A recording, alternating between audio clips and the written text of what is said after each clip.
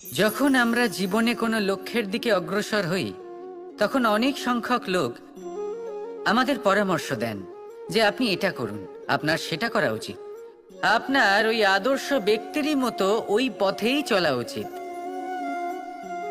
আমাদের ভালো লাগে, আমরা তা অনুসরণ করতে থাকি, কারণ সেই পথে 1 বা 10 জন মানুষ চলে নিজের লক্ষ্য প্রাপ্ত করে ফেলেছেন।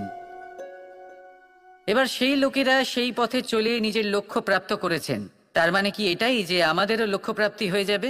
কোনো মানে নেই। আমি আপনার কাছে একটা সহজ প্রশ্ন রাখছি, সেই আদর্শ ব্যক্তি কি আপনি? আপনি নন।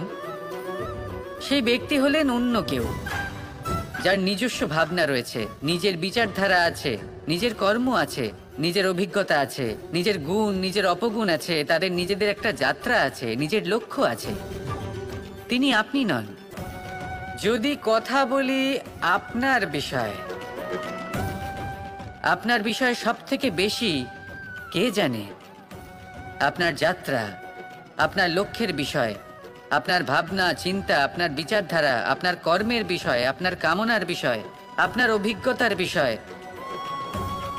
এই সব বিষয়ে সব থেকে বেশি যদি কেউ জানে তিনি হলেন স্বয়ং আপনি।